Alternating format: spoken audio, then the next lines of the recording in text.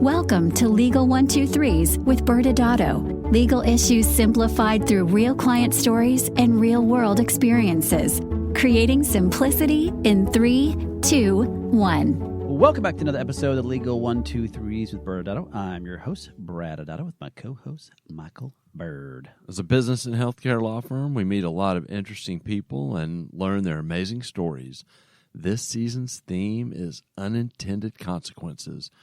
We sometimes find ourselves in a situation that can be traced back to a seemingly inconsequential or unrelated decision. Now, Michael, as you said, this season's podcast really diving into the theme of unintended consequences. And I thought, what better way to really get today's show going but by speaking about classic examples from movies? Oh, of course, Brad. And I'm sure by movies you mean 80s movies. Maybe.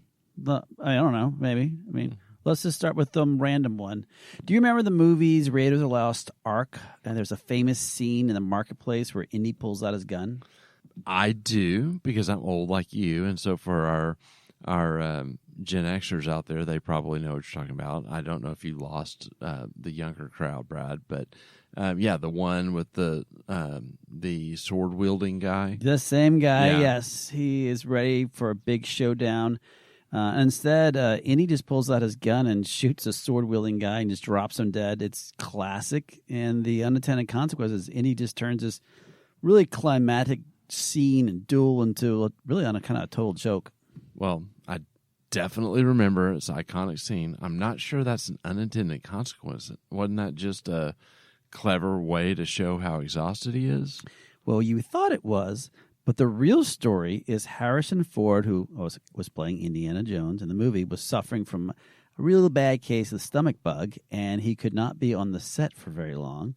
So he was supposed to have this huge fight scene with the whip and the swords and everything, but instead, this poor sword guy, apparently who was well-trained, he couldn't do it because Ford was too sick. So they had to keep the movie going at the pace they were supposed to do. So the simple solution was just pull out the gun and shoot him, and it's basically was unscripted in the movie itself. Wow. Okay. Well, the fact that he was sick and went unscripted, that does seem like an unintended consequence, right? Yeah, and believe it or not, that scene now has been made into movie history, and other movies have copied it, kind of made fun of it. So it's now kind of has a life of its own. So let's go on to another one. How about Jaws? In that movie, the mechanical shark that was built for the movie was actually never tested in salt water. And when they dropped it in the salt water to start shooting the movie, it kept breaking down, leading to these iconic scenes where they had to deal with the problem. They had to continue to shoot the movie, but they didn't have a shark. So they actually started kind of building up with terror, right? As such, just like the camera was used throughout the water for almost the entire first half of the movie and no shark. Okay, I'll bite, Brad. I know my audience. Yes. With the dad joke. Yes. Okay. So you think about it, they ramped up this tension instead of creating it entirely different dynamics because you didn't know the unintended consequences. The viewers really were left on the edge of their seats because they really didn't know what this horrible creature really looked like. It just kept attacking swimmers, and it just brought a whole new reason for fear. Okay, I'm starting to warm up to where you're going with this. Do you have anything a little more modern? Okay, I'll leave the 80s if that's more modern. How about in 2015, if that's modern? Then yes, a great modern example of off-screen issues leading to funny unintended consequences can be found in the production of Jurassic World. During the filming, there was a notable incident involving a scene with the Velociraptors. One of the raptors animators, it broke down unexpectedly during filming, forcing the actors to kind of improvise around this malfunction. What did they do? Well, as a result, Chris Pratt, who played Owen Grady, who was the main star, had to ad-lib some lines to keep the scene flowing smoothly while reacting to this unresponsive raptor. Okay. The result was not only a memorable moment in the film, but also provided comic relief amid, on the tensions being built up, showcasing how something went wrong but could lead to unexpected humorous outcome. Okay, Brad, you did a decent job illustrating our theme through movies. So little gold star for you, but I think it's time to jump into today's story. So no more movie talk? I think we're good. We can go into story now. Okay. All right. Michael, I've been thinking a lot about partnerships lately, and it's interesting how it kind of can be a double-edged sword. Yeah, I mean, I know what you mean. I am partnering with you, right? Huh? Yeah. Yeah. Are you thinking about any specific partnership? Yes, not ours though. But Okay. now you got me thinking about ours. It's great. Mm-hmm. I can't stop thinking about it now. I don't even know if I can keep going with the show now. Why should we think? Okay, I'll refocus, Brad. Yes. So today's story is about a plastic surgeon who we'll just randomly call Dr. Ford, and his experience with a med spa he opened with an esthetician who we'll call Mrs. Pratt. They were acquaintances who had met at different cosmetic trade shows over the years, and they seemed to like each other, and they decided it would be kind of fun to work together to build a more robust, non-invasive services at Dr. Ford's practice. So you did continue the movie talk a little bit through your names, but we'll say, okay, we've got Dr. Ford and Mrs. Pratt. But I do want to touch, Brad, on, you mentioned the non-invasive services, and we have, of course, talked about this many times throughout our podcast seasons. It's important to really understand what's happening with this story, to understand that you have a plastic surgeon that's been trained for surgery, and so through their view of the world, they're spending their time in the operating room, so invasive, surgical. And yet it's also common, even predating this term medical spa that you hear, to have non-invasive services kind of inside a practice or as a part of a practice. And so the idea of building out this service line is essentially the same thing as saying we're going to add medical spa services, inside the practice, whether it's literally inside or just adjunct to it. It sounds like from the story that Dr. Ford and Mrs. Pratt decided that they wanted to do this together. Yeah.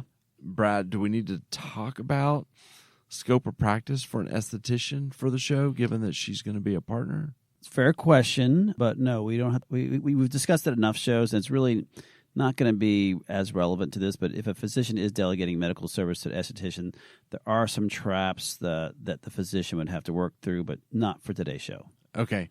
Well, just for the audience's sake, it's important to know that that scope of practice is state dependent, and generally speaking, an esthetician, board of cosmetology, they are in most states really limited on what they can do from a medical perspective.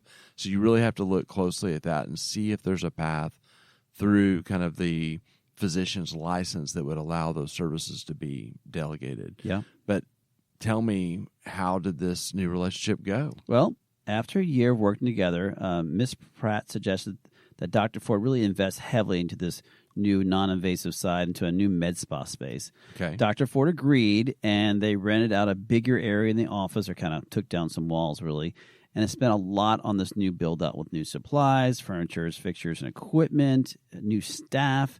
But the catch, Dr. Ford did all the financial heavy lifting. So I'm guessing when you say heavy lifting that Dr. Ford was the money person, brought the capital to the partnership, and not Mrs. Pratt. And then you said staff. Tell me more about who did Dr. Ford hire? Yeah, first you're correct. Yeah, Dr. Ford did bring all the dinero to the deal. Dr. Ford hired a full-time nurse practitioner to help clear the patients and treat them at the med spa, and a full-time receptionist to help with the surgical scheduling that was getting busy and the non-invasive schedule. Okay.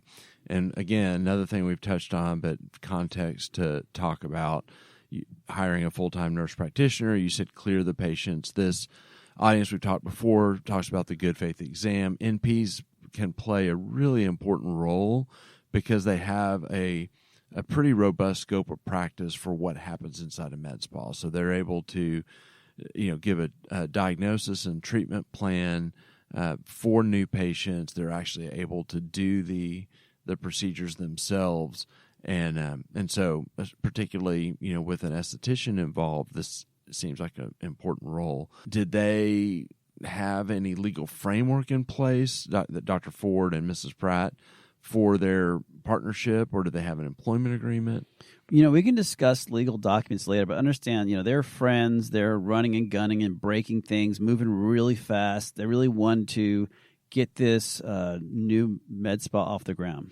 Okay, it feels a little like foreshadowing, but I also am getting the picture, right? Like, we know you got a busy surgeon who is probably focused on the operating room. They're, like you said, breaking things, getting things going, and so things are moving fast. So who was responsible for what? Yeah, so Mrs. Pratt really didn't contribute to any of the updates or the debt. She was really essentially riding on Dr. Ford's financial investment while presenting herself to the outside world as an owner on their website and to the patients. Wait, as an owner? Okay. Well, I need to ask the question for context. Was this a CPOM state? And before you answer, let me give a little bit of context again for something we've talked a ton about. Corporate practice of medicine is a law that's in many states that says, if you're a business and you're providing services that are considered the practice of medicine, then that business has to be owned by physicians, which you have someone claiming to be an owner here. So it just makes me wonder if we have CPOM issues. Because an esthetician's not a physician? Yes, Brad. Okay. Another second gold star. Yes. Catching up, making sure I was paying attention. Mm-hmm. But actually, it's well done, Michael. It sounds like you've actually spoken about CPOM before.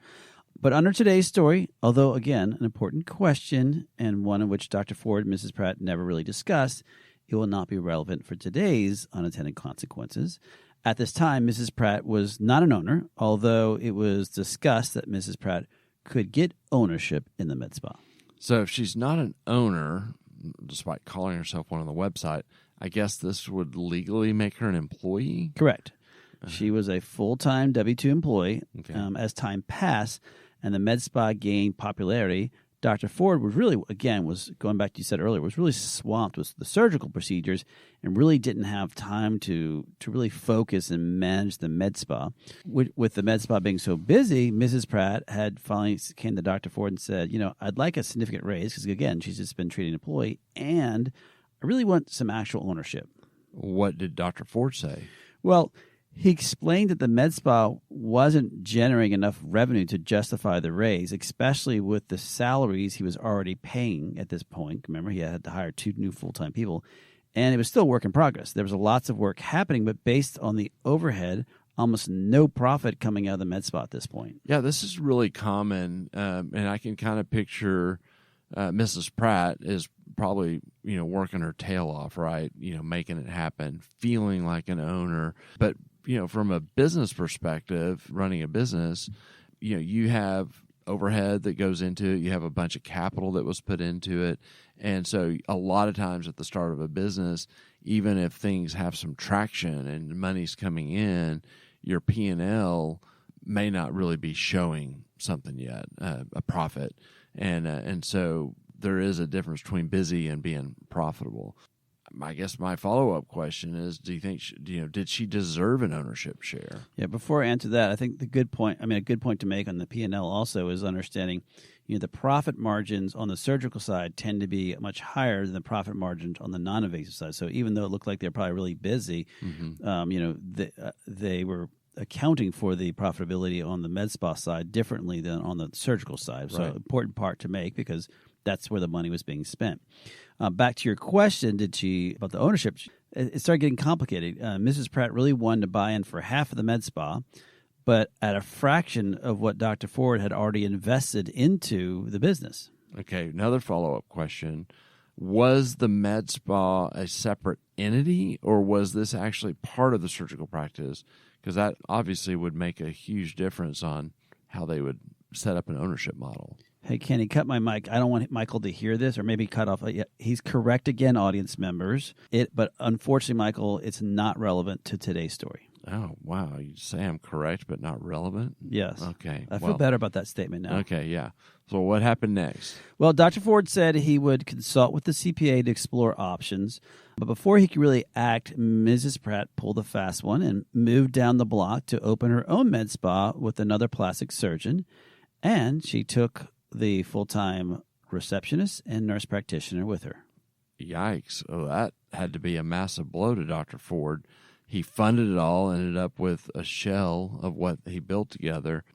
Now I'm really curious. When did we get involved? Well, the CPA that was working with Dr. Ford recommended that Dr. Ford call us to disclose legal model for adding an esthetician, Mrs. Pratt in this case, to the cap table.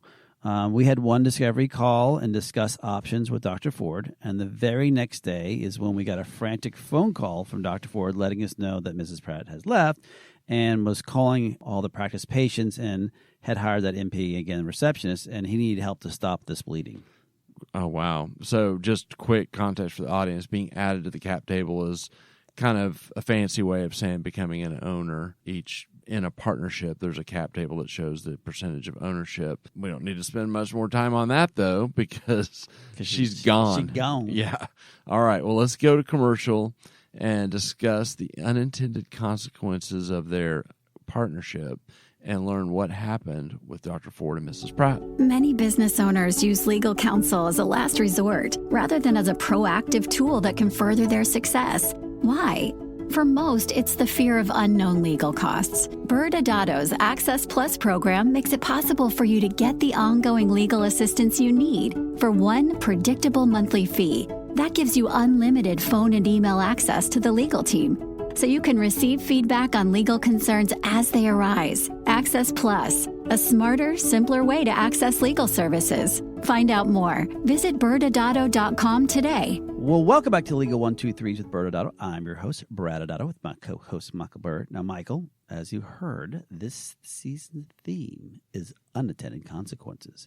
And we left off with Dr. Ford and asking for help as it relates to the patients and staffing and everything else that was happening. But maybe you can refresh our audience a little bit on the story again. Yeah, I mean, the biggest highlight from, the story was Brad recognizing that I was right a couple of times. I don't remember that part of the story. But short of that, kind of the quick recap, of course, we have Dr. Ford, who's a plastic surgeon, and Mrs. Pratt, an esthetician, and they were running and gunning and decided to start offering med spa services together, non-invasive services is what they were calling it. Worked together for about a year. It was going well, and they decided to really double down, build out some space, have a separate, beautiful true space, Michael. Med spa, yes. Yeah. And really, legally, nothing changed. They were just going fast. Mrs. Pratt was calling herself a partner on the website, but at the end of the day, it sounds like she was just a W-2 employee, which, is relevant later. I'm betting we're about to find out because she left and took everybody with her. Dr. Ford was left with this beautiful space, but no team to work with. So I don't think you answered my questions from earlier, though. I said, what legal framework did they have as it related to this arrangement? If I said zero would have been the answer. But, you said this earlier. It's not as uncommon as you think. There was nothing in place. There were no employment agreements. There were no company agreements. He was a very super busy physician.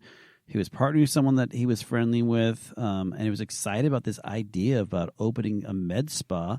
And they were kind of, we said moving fast, but they're creating something new and exciting. And, they could always clean it up later, Michael. Yeah. So, and I can understand even in many practices, it's common for estheticians not to have an employment agreement. But here, Dr. Ford was spending significant resources to open a med spa with Mrs. Pratt. And even though she was an employee, I'm surprised that she doesn't even have an employment agreement. Yeah, correct. Yeah, no employment agreement, no employee handbook, no non-disclosure agreement, no letter of intent. There's really nothing but a handshake. Wow. And so, context for audience, employee handbook would have some guidelines and policies and usually some requirements on confidentiality. Same with a non-disclosure agreement. So none of that's in place. And then, it really sounds like a classic case of miscommunication and misplaced trust. And if they had set those boundaries and expectations early on, things might have turned out differently. Yeah, absolutely. So when Dr. Ford did call us back, he wanted us to immediately send a cease and desist letter to Mrs. Pratt. Yeah, so commonly, when you're a business or in this case a practice and you have an employee doing things that they shouldn't be doing when they leave, and it could be anything from non-compete to taking company information, etc., a common step is a cease and desist letter, and it's basically a letter articulating what they're doing and what's wrong and telling them to stop immediately or they're going to get sued. I am curious here because I don't know what the basis of the cease and desist would be based on what you just described to me. Well, you're not far off. I mean, the discussion with them was, well, initially, what documentation do you have? Because that's going to be based on what we can develop the cease and desist letter on, because that's what you need to then help enforce it. And so, Michael, let me kind of take a step back and step out of this story. But let's talk about what are some of the common ways to prevent something like this. Some people might say, and I've heard people use this term loosely, they should just use a non-compete. Yeah, a non-compete can be an effective tool, and it is definitely another example of something that's state-dependent and, can vary, too, by the type of professional that you have involved. So you have states like Texas, California, and New York, and the enforceability of these agreements just across that sampling varies significantly. So let's pretend that this person may have been in Texas. So how would it have worked in Texas? Yeah, so Texas has an actual statute on non-competes that says this is how you do them. And there's a lot of, we can really get weighted down by the legal jargon, but it has a bunch of steps that are required to have a non-compete. Technical steps about, it has to be inside of an employment agreement or some similar type of agreement. And then, like many states that allow them, there has to be reasonable restraint on trade, geography, scope, and, kind of the what you're preventing them from doing. But they generally, if done right, are enforceable. Okay. Well, that sounds reasonable. Sounds like the state of Texas is built out of ways for if it does work, if you want to have a non-compete.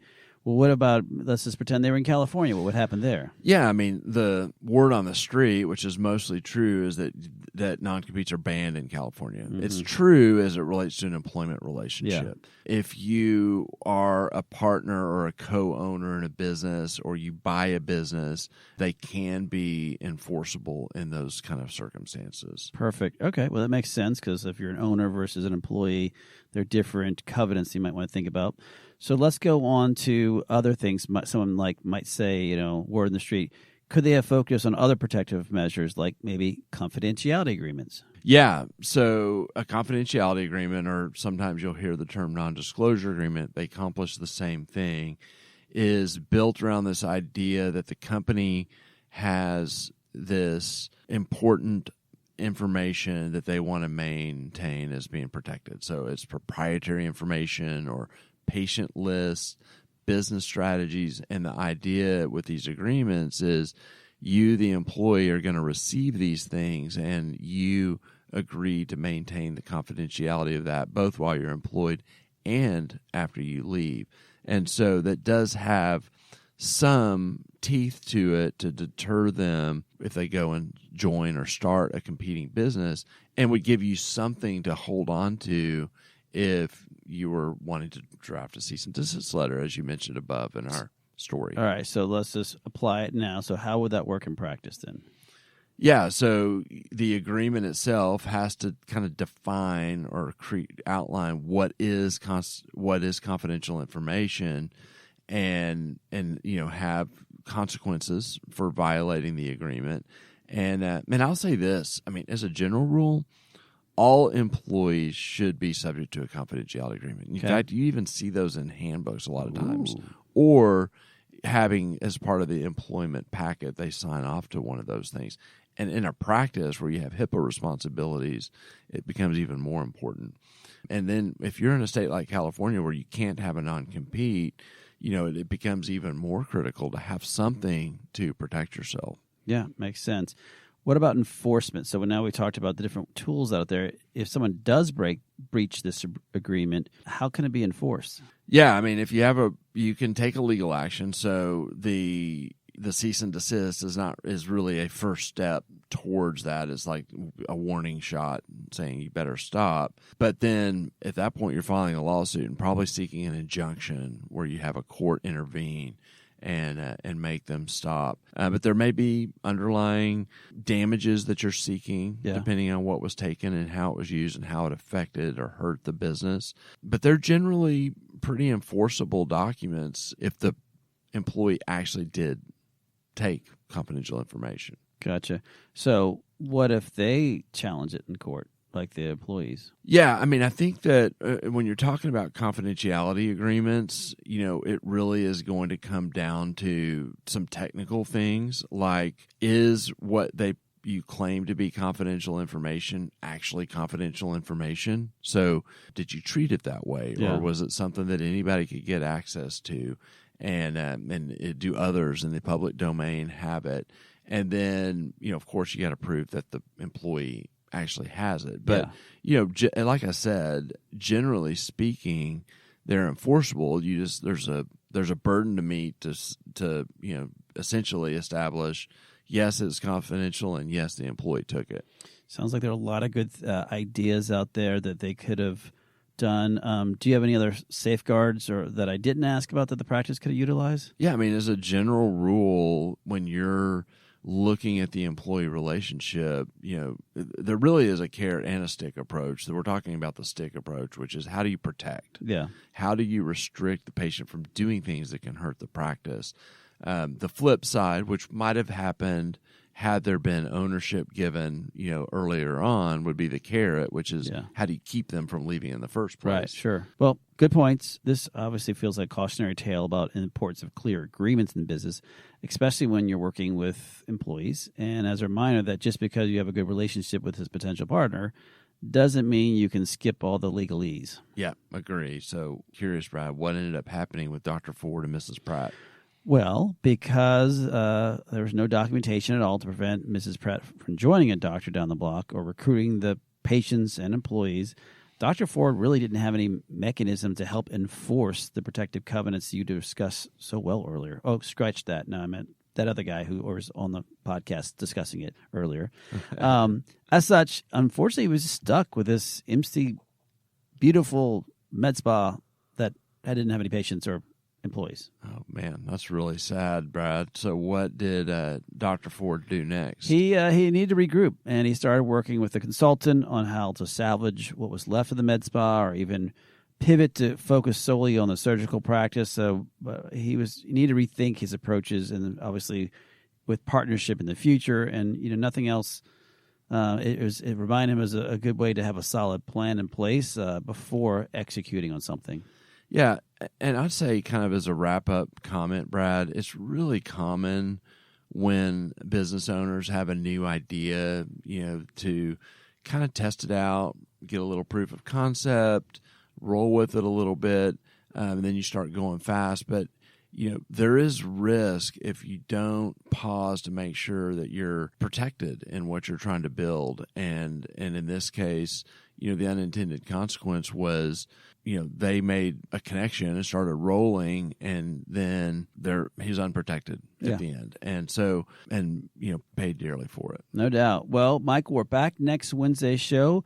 We'll have our series regular and partner Jay Riero on it. One, he talks about the unintended consequences of NIL is having in the medical world. Thanks again for joining us today. And remember, if you like this episode, please subscribe. Make sure to give us a 5-star rating and share with your friends. You can also sign up for the ByrdAdatto newsletter by going to our website at ByrdAdatto.com. ByrdAdatto is providing this podcast as a public service. This podcast is for educational purposes only. This podcast does not constitute legal advice, nor does it establish an attorney-client relationship. Reference to any specific product or entity does not constitute an endorsement or recommendation by ByrdAdatto. The views expressed by guests are their own, and their appearance on the program does not imply an endorsement of them or any entity they represent. Please consult with an attorney on your legal issues.